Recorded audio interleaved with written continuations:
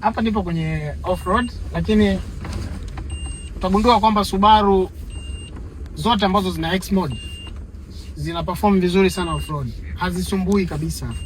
Yaani kwa ufupi, kwenye crossover SUVs ambazo zitakushangaza off-road ni Subaru. The feeling ambayo naipata hapa, napata comfort kama nipo kwenye Harrier ya mwaka 2021 au kama nipo kwenye RAV4 ya mwaka 2020 mpaka 2022. Kwa wale ambao wameshaziendesha hizo gari watakuwa wananielewa. Sasa ukiingia barabarani, hii ni gari ambayo inakupa performance nzuri, lakini sio best.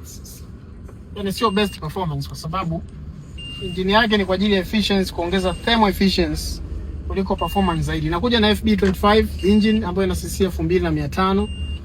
Ni direct injection engine yenye compression ratio ya 12. Unaweza kuona compression ratio hiyo 12 inapatikana kwenye 4GR. Kwa hiyo ina burn mafuta vizuri sana.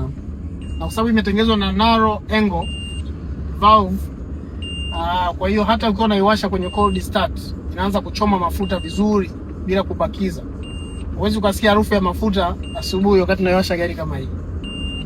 Sasa kitu cha kipekee, Subaru walitengeneza FB25 na wakaipa thermostat ya umeme.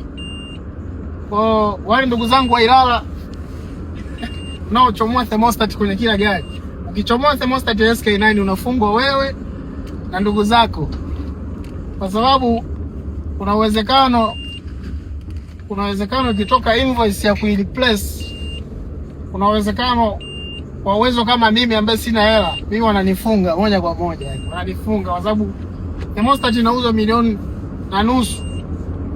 Sasa wewe ulichomoa afu ukaitupa. Sasa kama mimi hapa, kwa nini nisifungwe? Si lazima nifungwe jamani. Sasa hapa unaona imeandikwa X-Brake. X-Brake ni kwa ajili ya, yani kuonesha utofauti wa hii trim ambazo zinaanza 2018 kwenda mbele. Kwa ukikuta SK9 haijaandikwa X-Brake, ujue hiyo ni below 2018. Na ilikuwa ni specific kwa ajili ya outdoor adventure, kwamba ikipita lazima itashtua tu. Na ndio lengo kwa nini Subaru waliita hivyo X-Brake. Ni kama vile ina konga nyoyo. Unaona bana. Acceleration is fast. Huwezi kucompare na SJ5 hata kidogo. Very very fast. Kwa sababu ina produce horsepower mpaka 182. Kwa hiyo sio performance mbaya, lakini ukitaka kuimprove zaidi unaweza kuchukua SKE, kwa sababu ikiwa na combined umeme pamoja na gasoline inakuwa ni much better. Na hapa unaona pembeni nilisahau kuambia, kumbe ina memory seat. Kwa hiyo yale mambo ya kuanza kupanga seat, unaweza ukiingia tu unakumbuka profile yako, then unarudi ulipokuwa umekaa kwenye position ile. Hapa pembeni yangu kuna Mitsubishi Outlander. Hii iko Motekai. Watu wanafikiri tunatengeneza Subaru tu jamani. Hii iko Motekai, sasa hizi nafanyia drive test. Na mimi nilikuwa nimewaungia mafundi kwa nyuma hapa nikiwa na SK9. Kwa sababu mimi Subaru, nikiendesha Subaru ni kama zinanitibu pia magonjwa fulani hivi. Nikikaa tu kwenye Subaru nasikia kama ninapona. So karibu sana Motekai. Hii ni barabara kwenda Makongo CCM.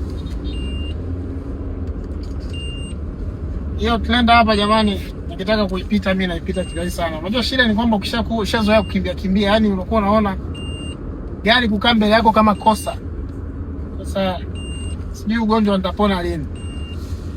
Hata ukinipa paso, yani siwezi kukubali kabisa kukaa nyuma ya mtu. Ona bana. Namna hiyo. Very smooth.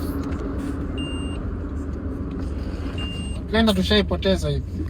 Motekai Legend Autos.